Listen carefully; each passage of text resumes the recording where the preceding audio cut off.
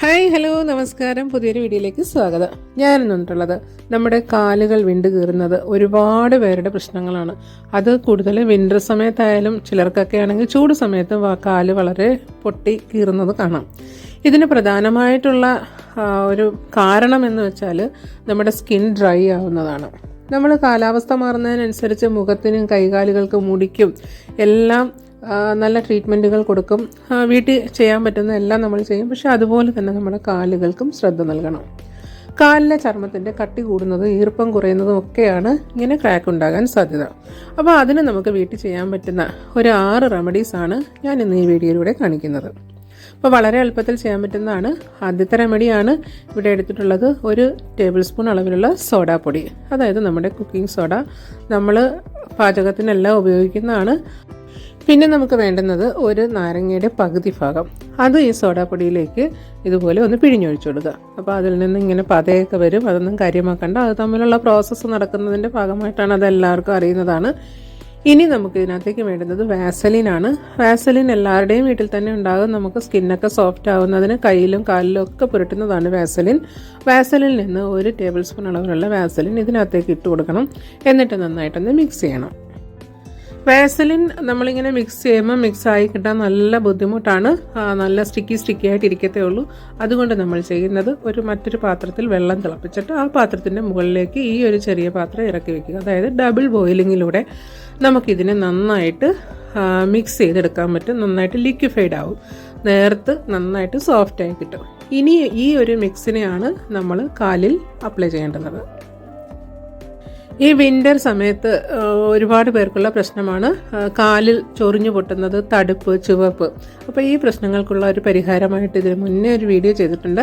അപ്പോൾ വീഡിയോയുടെ ലിങ്ക് ഞാനിവിടെ കൊടുക്കുന്നുണ്ട്. അങ്ങനത്തെ ബുദ്ധിമുട്ട് എന്തെങ്കിലും ഉള്ളവരുണ്ടെങ്കിൽ ആ വീഡിയോ ഒന്ന് കണ്ടു നോക്കുക.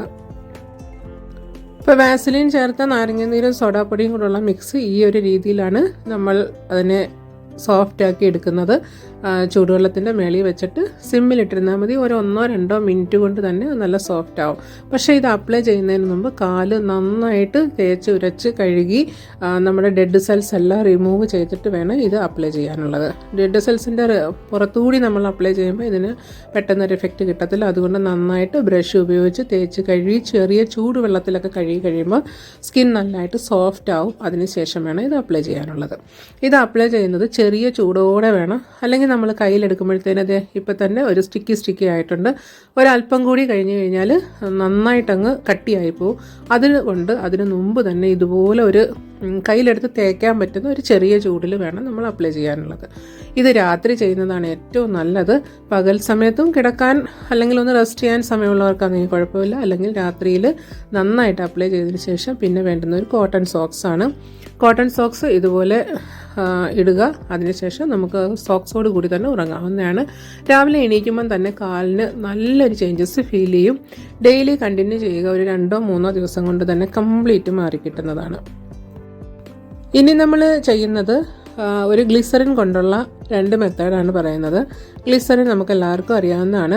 ഗ്ലിസറിൻ ഉപയോഗിക്കുന്നതിന് മുമ്പായിട്ട് ചെറിയ ചൂടുവെള്ളത്തിൽ കാല് ഒരു 5 മിനിറ്റ് നമുക്ക് മുക്കിയിടാൻ പറ്റിയ ചെറിയ ചൂടുവെള്ളത്തിൽ 5 മിനിറ്റ് നേരം കാല് മുക്കി വെച്ചേക്കുക. അതിനുശേഷം നന്നായിട്ട് ഉരച്ച് കഴുകി ബ്രഷൊക്കെ ഉപയോഗിച്ച് കഴുകിയെടുക്കുക. അതിനുശേഷം ഒന്നുകിൽ ഗ്ലിസറിനോടൊപ്പം തന്നെ ഒരല്പം നാരങ്ങാനീരും കൂടി മിക്സ് ചെയ്തതിന് ശേഷം കാലിൽ ഫുള്ളായിട്ട് അപ്ലൈ ചെയ്യുക. എവിടെയൊക്കെയാണോ ക്രാക്ക് ഉള്ളത് അവിടെ അപ്ലൈ ചെയ്യുക. അപ്ലൈ ചെയ്തതിന് ശേഷം നന്നായിട്ടൊന്ന് മസാജ് ചെയ്തതിന് ശേഷം നേരത്തെ പറഞ്ഞതുപോലെ തന്നെ ഒരു സോക്സ് ഉപയോഗിക്കുന്നത് വളരെ നല്ലതാണ്. രാത്രി കിടക്കുമ്പോഴോ അല്ലെങ്കിൽ പകൽ സമയത്തും 2 നേരം ഇത് ചെയ്യുന്നത് വളരെ നല്ലതാണ്.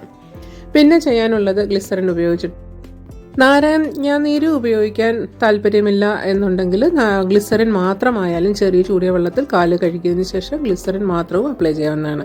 അപ്പോൾ അടുത്ത റെമഡി പറയുന്നതിന് മുമ്പായിട്ടൊരു കാര്യം പറഞ്ഞോട്ടെ.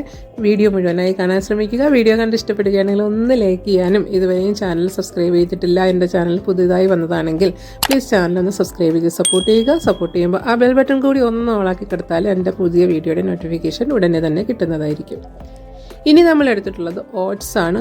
എല്ലാവർക്കും അറിയാം ഓട്സിൻ്റെ ഗുണങ്ങൾ. നമ്മൾ മുഖത്ത് ഒക്കെ അപ്ലൈ ചെയ്യുന്ന പല ക്രീമുകളിലും പേസ്റ്റുകളിലും ഒക്കെ ഉള്ളതാണ് ഓട്സ്. അതുപോലെ തന്നെയാണ് കാലിലെ സ്കിന്നിനെ എപ്പോഴും മോയ്സ്ചറൈസ് ചെയ്തിരിക്കാൻ ഓട്സ് നല്ലതാണ്. ഓട്സിനെ ഒന്ന് പൊടിച്ചെടുക്കുക. അതിനുശേഷം ഒരു ബക്കറ്റ് നിറയെ വെള്ളം എടുക്കുക. ചെറിയ ചൂടുള്ള വെള്ളമായിരിക്കണം. അതിനകത്തേക്ക് ഒരു 3-4 ടീസ്പൂൺ അളവിലുള്ള തേനാണ് ചേർത്ത് കൊടുക്കേണ്ടത്. ബക്കറ്റിലെ ചെറിയ ചൂടുള്ള വെള്ളത്തിലേക്ക് കുറച്ച് തേൻ ചേർക്കുക. അതിനുശേഷം നന്നായിട്ട് മിക്സ് ചെയ്യുക. എന്നിട്ട് നമ്മുടെ കാലുകൾ അതിനകത്തേക്ക് ഇറക്കി വെക്കുക. ഇങ്ങനെ ഒരു 15-20 മിനിറ്റ് വരെ ഇങ്ങനെ മുക്കി വെച്ചേക്കുക. ആ സമയം കൊണ്ട് തന്നെ സ്കിൻ നല്ല സോഫ്റ്റ് ആവും. തേനും ചൂടുവെള്ളം കൂടി ആകുമ്പോഴത്തേന് തന്നെ നല്ലൊരു സോഫ്റ്റ്നെസ് കിട്ടും. അതിനുശേഷം നമുക്ക് വാഷ് ചെയ്ത് തുടച്ചെടുത്തതിന് ശേഷം ചെയ്യാനുള്ളത്, നമ്മൾ ഓട്സിനെ പൊടിച്ച് വെച്ചിട്ടുണ്ട്.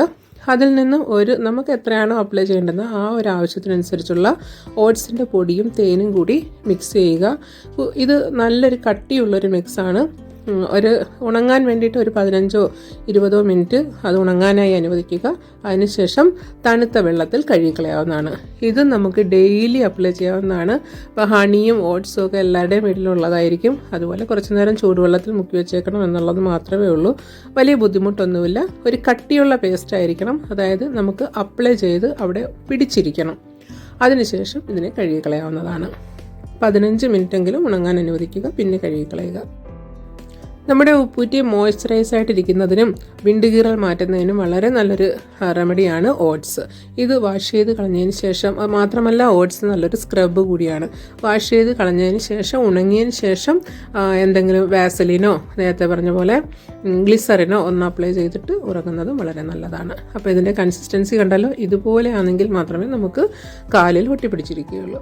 പിന്നെ അടുത്തതെന്ന് പറഞ്ഞാൽ നമ്മുടെ സാധാരണ നാടൻ വെളിച്ചെണ്ണയും വാക്സും. സാധാരണ വെളിച്ചെണ്ണ ചൂടാക്കിയൊന്നും വേണ്ട. വാക്സ് നമ്മുടെ ഒരു മെഴുകുതിരി ഉരുക്കിയാൽ തന്നെ വാക്സ് കിട്ടും. ഇത് മെഴുകുതിരി ഒന്ന് ഉരുക്കിയെടുത്തതിന് ശേഷം ചെറുതായിട്ട്, ഒരുപാടൊന്നും വേണ്ട, കുറച്ച് മതിയാവും. അതിനകത്തേക്ക് നാടൻ വെളിച്ചെണ്ണ ചേർത്ത് നന്നായിട്ട് മിക്സ് ചെയ്യുക. അപ്പോൾ അത് വാക്സ് ഒരുപാടങ്ങ് കട്ടിയായി പോകുന്നതിന് മുമ്പ് തന്നെ കാലിൽ അപ്ലൈ ചെയ്യുക. ഇത് ഡെയിലി ഉപയോഗിക്കാവുന്നതാണ്. ഇതും രാത്രിയിൽ അപ്ലൈ ചെയ്തിട്ട് സോക്സ് ഉപയോഗിക്കുന്നത് നല്ലതാണ്. മെഴുകുതിരി അല്പം ഒന്ന് ഗ്രേറ്റ് ചെയ്തെടുത്തതിന് ശേഷം നേരത്തെ പറഞ്ഞ പോലെ ഡബിൾ ബോയിലിങ്ങിൽ ഒരു പാത്രത്തിലിട്ടിട്ട് തിളയ്ക്കുന്ന വെള്ളത്തിൻ്റെ പുറത്ത് വെച്ചാൽ നന്നായിട്ടൊന്ന് മിക്സായി വരും. അതിനകത്തേക്ക് നമുക്ക് മിക്സ് ചെയ്തെടുക്കാൻ ആവശ്യമായിട്ടുള്ള കുറച്ച് വെളിച്ചെണ്ണയും കൂടി മിക്സ് ചെയ്തതിന് ശേഷം ചെറിയ ചൂടോടെ അപ്ലൈ ചെയ്യുക. അപ്പോൾ ഇതിലേതെങ്കിലുമൊക്കെ റെമഡി ഒരുപാട് പേർക്ക് പ്രയോജനപ്പെടുന്നുണ്ടാവും. അപ്പോൾ കൂട്ടുകാർക്ക് വേണ്ടിയിട്ടൊന്ന് ഷെയറും ചെയ്ത് കൊടുക്കുക. വീഡിയോ ഇഷ്ടപ്പെട്ടെങ്കിൽ നേരത്തെ പറഞ്ഞ പോലെ ലൈക്ക് ചെയ്യാനും സബ്സ്ക്രൈബ് ചെയ്തിട്ടില്ലെങ്കിൽ സബ്സ്ക്രൈബ് ചെയ്യാനും മറന്നു പോകരുത്. അടുത്ത പുതിയൊരു വീഡിയോയിലൂടെ ഉടനെ തന്നെ കാണാം. Thank you for watching and supporting.